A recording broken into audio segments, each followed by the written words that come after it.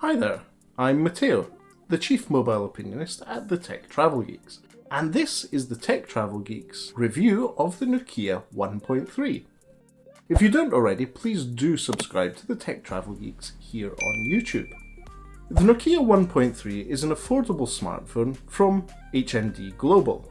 The Nokia 1.3, as we unboxed it on the Tech Travel Geeks YouTube channel, came across as not only affordable but well built and surprisingly good value for money. As a Nokia 1 series device, you don't have very high expectations when buying it. But I was pleasantly surprised by how good that 720 5.7 inch screen is. Whilst here in lockdown, I was actually using it to watch some Netflix and YouTube videos and had no issues whatsoever. Though when I have taken it outdoors, I have had some issues in direct sunlight for watching video or looking at some images. Whilst texting, some basic social media and Twitter, no issues there whatsoever. The front of the Nokia 1.3 is all glass. It's a glass screen with a water drop notch in the middle at the top for the 5 megapixel selfie camera. The back of the device and the rest of the device is made out of plastic, unsurprisingly. The back of the device, as I said, not only is plastic, but it's also removable. And once you've removed that back, you have access to the removable 3000 mAh battery and the SIM slots, as well as the microSD slot. So the 16GB onboard storage of the Nokia 1.3 can be expanded with up to 128GB with microSD XC cards. I was actually adding a 64GB card, which I was using for storing some videos as well as music. The Nokia 1.3 did a great job as a media player and very conveniently has a Courage port, or a 3.5mm audio jack, for listening to music through headphones. Now, we've covered the main features of the Nokia 1.3 in other videos, but it's worth reiterating the amazing value that the device delivers, especially in context of cameras. Whilst the cameras aren't great, they're very good for that price category. So the Camera Go app, developed by Google in collaboration with Nokia, is showcased on the Nokia 1.3. It's the first Android Go device to have the Camera Go app, and it works pretty well. Check out that other video for more details on Camera Go. Just to summarise, the Nokia 1.3 camera not only handles HDR quite gracefully, but it can also take some pretty good portrait pictures, which is amazing for a single lens camera, whether that's the one on the back, the 8 megapixel camera on the back, or the 5 megapixel selfie camera. In day-to-day use, Android Go is something you learn to live with. It is a version of Android optimized for low-power devices with less than 2GB of RAM. And it is quite noticeable. Some things like Google Maps are essentially a web view. You're using the web through an app.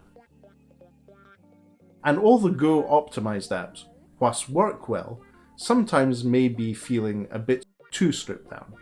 But once you get using them on a day-to-day basis, it becomes pretty much second nature. One of the ways you see that you're using Android Go is how simple the multitasking becomes. There's no gesture navigation on the device, but if you use the multitasking button, you'll see that rather than having a horizontal flow of open apps, you have a vertical carousel of apps open, and those screenshots often don't always render.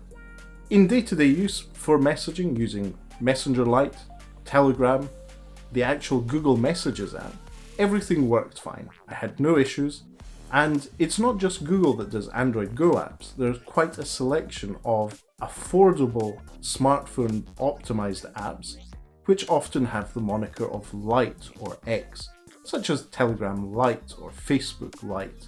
The Nokia 1.3 battery life in day-to-day use is pretty good. I got a full day use, heavy use out of it, both at weekends and during the week, and was using it not only for messaging, social media and browsing the web, but also for some light video watching.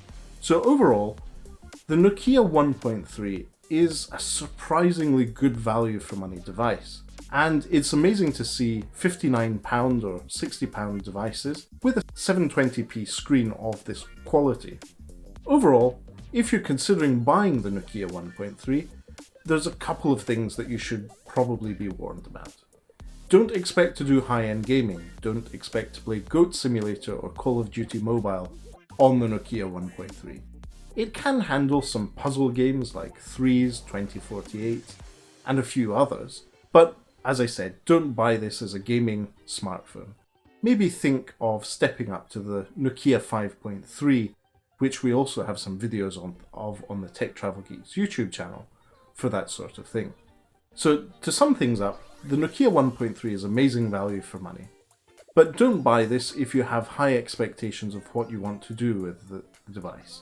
I was using this device as my main device for a couple of weeks, and our Chief Aperture Officer is now about to start a challenge of using it as his main device for a couple of weeks.